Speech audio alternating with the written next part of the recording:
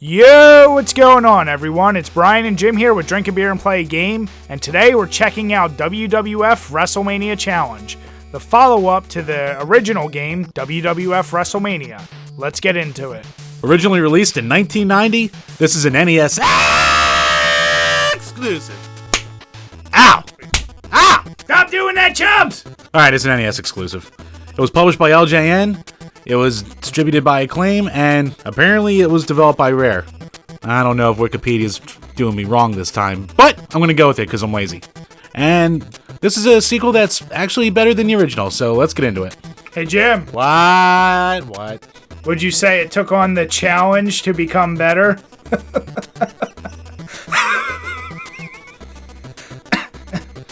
Yes.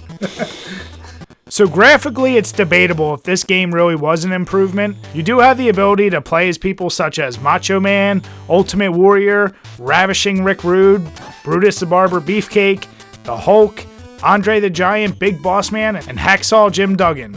And let's not forget, you can play as yourself, because that's kind of a neat feature. But the sprites themselves, while they all do look different, and at least they're proportional to the actual sizes of the guys they're supposed to be representing, I guess the original WrestleMania probably was a little more detailed due to it being zoomed in. But Jim and I, we personally prefer this isometric view. Yes, it's a little odd, but at least you can see the crowd, you can see the entire ring, and it really helps with your navigation. Now, when we say this is an improvement, keep in mind, we still only think this is about average and what we would have expected from an NES wrestling game, because it doesn't really blow our balls off. Blow our balls off? Yeah, what? What's wrong with that? You've said worse. As far as scores, we both gave it a 5. And as far as beers, I'm gonna add 1, just for the ability to play as yourself, because nothing's more fun than playing with yourself. I get it! The sound. You know what? This is a pretty good package. So, much like the original WrestleMania, you get the theme songs of each wrestler as you go through the matches. And the compositions are pretty faithful, and I think they're a little bit better than they were in the first game as well. They went the extra mile of creating an exclusive song for the yourself character, which kind of mimics the actual menu music, but you know what? It's a nice touch, it's well composed, it's fine. The sound effects are very minimal, but they get the job done, I guess. And really, it's a perfectly fine package. Nothing spectacular, but definitely above average, so we both gave it 6s. When it comes to beers, I'm just gonna add 1 beer for the pretty faithful renditions. I liked it. The control is one of the areas where this game really falls down for us.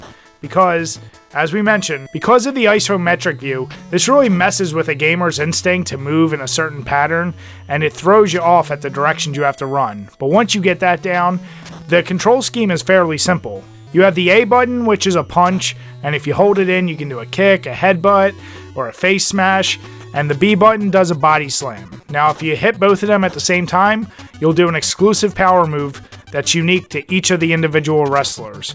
Of course, you can do moves when they're laying down, you can attack them, pin them, do a flying attacks off the turnbuckles, so it's a very simple scheme, but the big problem Jim and I had is that it really felt hit or miss, especially with the grappling when you were going against someone. Half the time when Jim and I were playing each other, it was kind of like you could toss a coin and figure out who's going to actually execute it.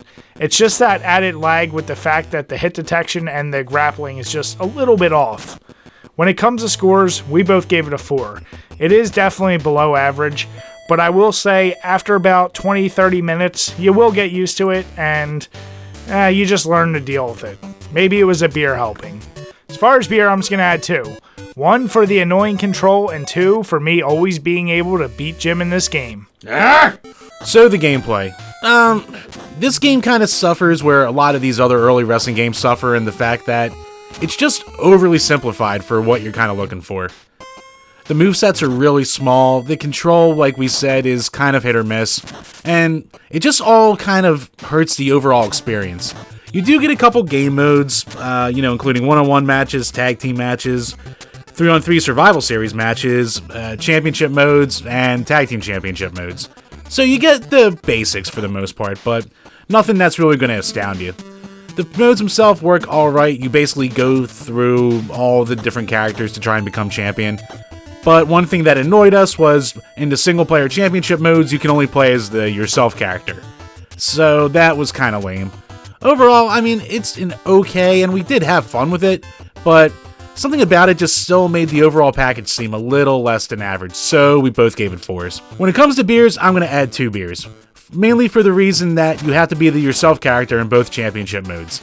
Even the tag team mode where you play as 2 yourselves. That doesn't even make sense. The originality is the only area where Jim and I really differ on our scores, and it boils down to this. Since this is still early in WWF video games for home console life, I felt like this offered 1, that new view that we spoke about, and 2, that power move, which up to this point, no other wrestling game had.